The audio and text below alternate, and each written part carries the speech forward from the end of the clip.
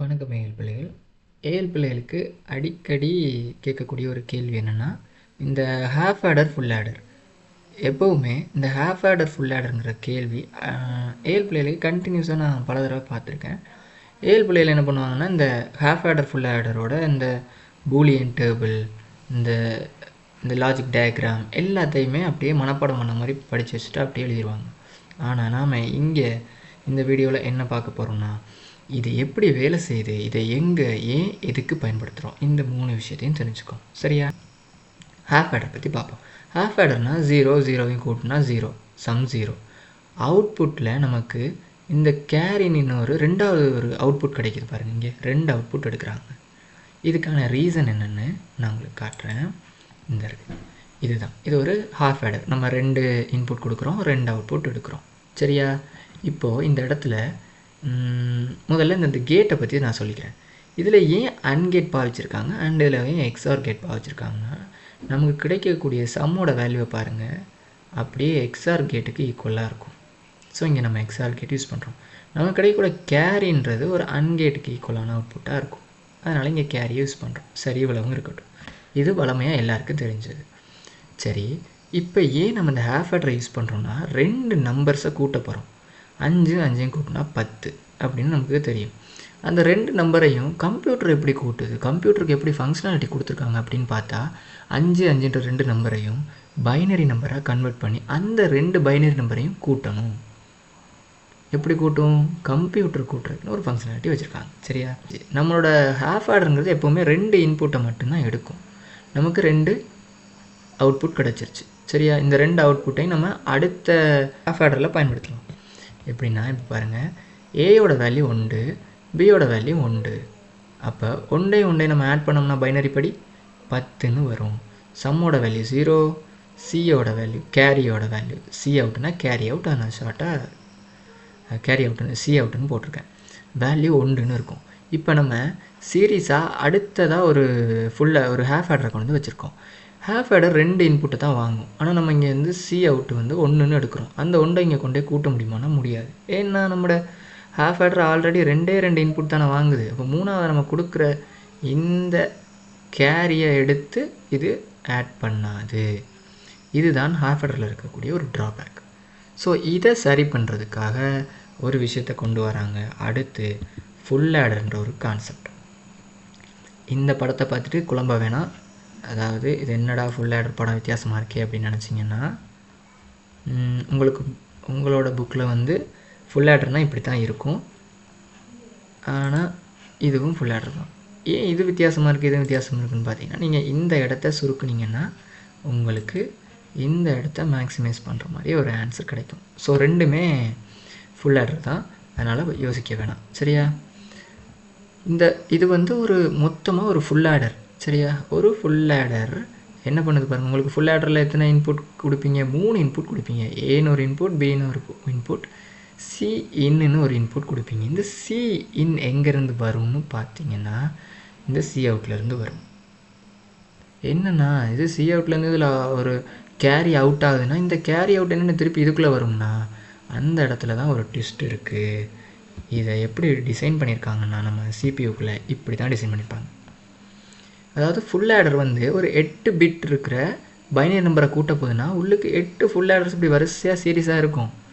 இங்கே எப்போவுமே முதலாவது ஃபுல் ஆடரில் இருந்து வெளியில் வரக்கூடிய கேரி அவுட்டுங்கிறது அடுத்த ஃபுல் ஆடருக்கு கேரி இன்னாக போகும், சி இன்னாக போகும். அதாவது இங்கே வரக்கூடிய சி அவுட்டுன்றது இதுக்கு அடுத்து இருக்கிற ஃபுல் ஆடருக்கு சி இன்னாக போகும். இந்த சி அவுட் அடுத்ததுக்கு சி இன்னாக போகும்.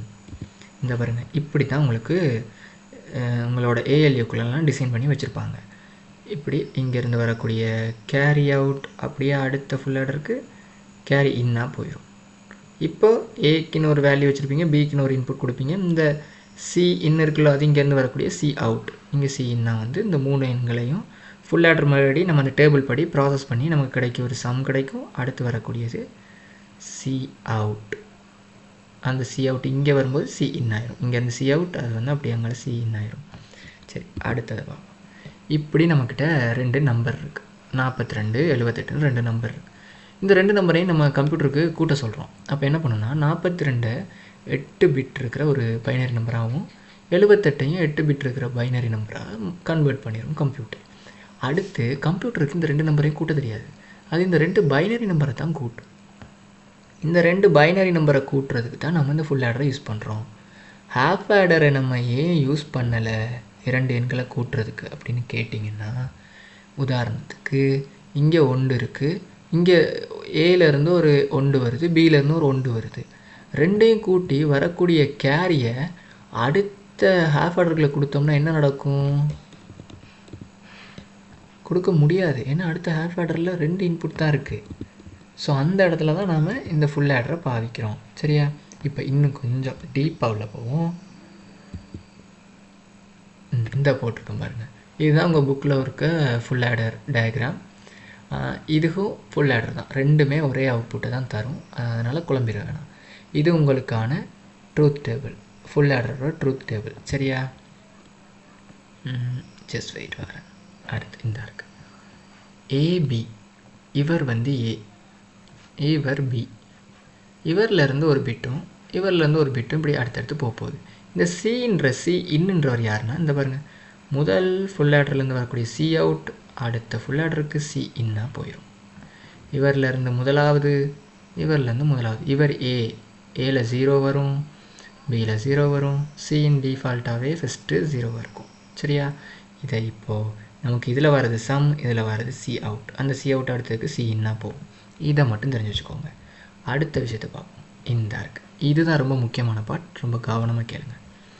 முதல்ல நம்ம எப்பவுமே டிஃபால்ட்டாக நம்மளோட சிஇன் வந்து 0வாக தான் இருக்கும். இது வந்து ஏ இன்புட், இது பி இன்புட், இது சிஇன். சிஇன்ங்கிறது எது? அதுக்கு முதல் உள்ள ஃபுல் ஆடரில் உள்ள சி அவுட்னு பார்த்தோம். ஏ வந்து என்ன இன்புட்டை ஃபஸ்ட்டு தருது? 0 தருது. பியோடது ஃபஸ்ட்டும் 0 தருது. நமக்கு சி இன்னும் 0வாக இருக்குது. 3 0 இருந்துச்சுன்னா நம்ம பாருங்கள், சம்மும் 0 கேரியும் 0. 3 ஏயும் 0 பி 0 சிஇன் 0வாக இருந்தால் சம் 0 கேரி 0ன்னு பார்த்தோம். இங்கே பாருங்கள், சம் 0 கேரி அவுட்டுங்கிறது 0. அந்த கேரி அவுட் அடுத்த ஃபுல் ஆடருக்குள்ளே போகிறாரு. இப்படி சீரீஸாக தான் ரன் ஆகும். சரியா? அப்போ இங்கேருந்து 0 அடுத்ததுக்கு போகிறாரு. இப்போ பாருங்கள், ஏயோட இன்புட் இங்கேருந்து 1 வருது, பியிலேருந்து இதிலேருந்து இன்புட் என்ன வருது? 1 வருது, ரெண்டாவது பிட் வருது, இங்கேருந்து 0 வருது. 1 1 0. இப்போ நமக்கான அவுட்புட் என்ன தான் இருக்கும்? 1 1 0 எங்கே இருக்குது? 1 1 0. அப்போ சம்மோட வேல்யூ 0வாக இருக்கும், கேரி அவுட்டோட வேல்யூ 1ஆக இருக்கும். இங்கே பாருங்கள், சம்மோட வேல்யூ 0, கேரி அவுட்டோட வேல்யூ 1. நம்ம அந்த டேபிளில் பார்த்தோம், அதே தான். இப்போ இங்கே வரக்கூடிய சி அவுட்டுன்ற 1 அப்படியே இங்கே வந்து சி இன்னாக வந்துடுவார். இங்கே பாருங்கள், எல்லா இடத்துலையுமே சி அவுட் என்ன இருக்கோ அதான் சி இன்னாக இருக்கும். அதுக்கு முதல் உள்ள பிட்டு டிஃப்ரெண்ட்டே இருக்காது. ஏன்னா முதல் உள்ள ஃபுல் ஆர்டர்லேருந்து வரக்கூடிய சி அவுட் தான் அடுத்த ஃபுல் ஆர்டருக்குள்ளே சி இன்னாக போகும். சரியா? இப்போ பாருங்கள், 1 2 3. இது வந்து 3வது பிட்டை ப்ராசஸ் பண்ண போகிற ஃபுல் ஆர்டர். அப்போ இங்கேருந்து பின்னுக்கு இருந்து 3வது பிட் யார்? 0. ஏயோட வேல்யூ 0, இங்கே 1.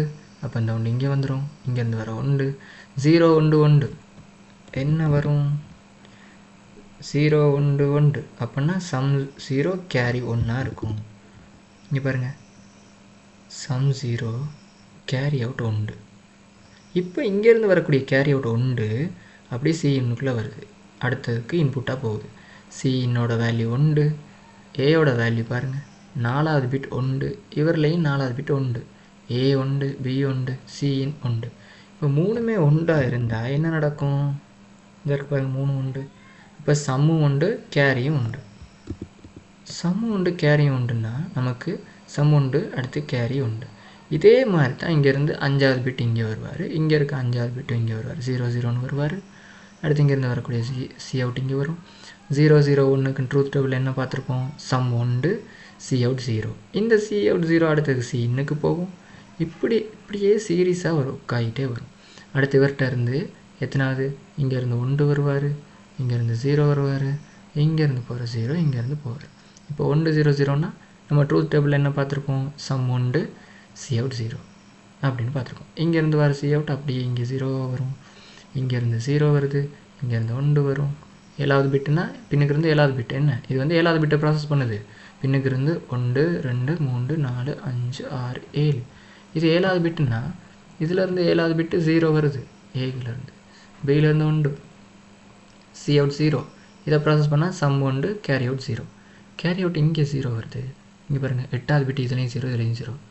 0 0, இங்கேருந்து வரக்கூடிய 0, 3 0னா நமக்கு சம்மும் 0, கேரி அவுட்டும் 0. இதில் இன்னொரு விஷயம் பாருங்கள், இதில் கேரி அவுட்னு இப்போ 9 பிட்டு வந்துருச்சு. இதுக்கான ரீசன் ஏன் இந்த இடத்துல ஒன்றை யூஸ் பண்ணுறோம் ஓவர்ஃப்ளோன்னா, இதுக்கு ஒரு சின்ன வரலாறு ஒன்று இருக்குது. நாசாவோட ஒரு சேட்டலைட் ஒன்று அவங்க வானத்தில் அனுப்பும்போது இந்த ஓவர்ஃப்ளோவை மேனேஜ் பண்ண முடியாமல் அவங்களோட அந்த சேட்டலைட்டே வெடிச்சு போனதாக ஒரு சின்ன ஹிஸ்ட்ரி இருக்குது. சும்மா தெரிஞ்சு வச்சுக்கோங்க. சரி, இப்போ நமக்கு இது ஏன் நம்ம இந்த 9வது ஒரு பிட்டை இந்த இடத்துல நம்ம யூஸ் பண்ணுறோம்னா, இப்போ இந்த இடத்துலலாம் 1 1 1 1 வந்துருச்சு. இதுலேயும் 8 பிட்லேயும் 1 1 1 வந்துருச்சுன்னா கட்டாயம் இந்த இடத்துல நமக்கு இங்கே 1ன்ற ஒரு வேல்யூ வரும். இந்த இடத்துல சம்மோட வேல்யூ என்ன வரும்னா, சம்மோட வேல்யூ 1 வரும், கேரி அவுட்டோட வேல்யூ 1 வரும். கடைசி ஃபுல் ஆடர் 8வது ஃபுல் ஆடர்ன்றதுனால நாங்கள் இதிலேருந்து கேரி அவுட் எடுக்காமல் விடையிலாது கட்டாயம் எடுத்தே ஆகணும். அந்த கேரி அவுட் இதாக தான் இருக்கும். சரியா? சரி, இப்போ இந்த 42 78 2 நம்பர் இருக்குது. அதோட பைனரி நம்பரை ஒவ்வொன்றுக்கும் கொடுத்து இப்போ நம்ம 7 7 கூட்டினா 14ன்னு பார்த்தோம். 4 எழுதி வச்சுட்டு 1 மிச்சம் மேலே வச்சு போட்டு அடுத்த 2வது நம்பரை கூட்டும்போது அதோட அந்த 1 சேர்த்து கூட்டுவோம்ல, அதே கான்செப்ட் தான். இங்கேருந்து வர மிச்சம் 1, இந்த 2 நம்பரை கூட்டிட்டு அதோட சேர்த்து இதையும் கூட்டுவோம். பிறகு இதோட விடையை போட்டுட்டு இதிலேருந்து மிச்சம் வர எண்ணை எடுத்து அடுத்த 2 நம்பரை கூட்டும்போது அதோட சேர்த்து கூட்டுவோம். நம்ம நார்மலாக கணக்கில் நம்பர்ஸ் 2 நம்பரை கூட்டும்போது என்ன செய்வோமோ அதே ஃபார்மேட்டில் இங்கே ஃபுல் ஆர்டரும் வேலை செய்யும். சரி, இப்போ இந்த சம்மில் இருந்து நமக்கு ஒரு வேல்யூ கிடச்சிருக்கா? இந்த இருக்குது. இது என்ன பண்ணுன்னா, இந்த பாருங்கள், சம்முக்கு நமக்கு கிடச்ச அந்த வேல்யூ அப்படி நீட்டுக்கு எழுதியிருக்கேன், 9 பிட் வேல்யூ. இதை நீங்கள் டெசிமலுக்கு மாற்றிங்க 120ன்னு கிடைக்கும் உங்களுக்கு. 42ஐயும் 78ஐயும் கூட்டினா 120.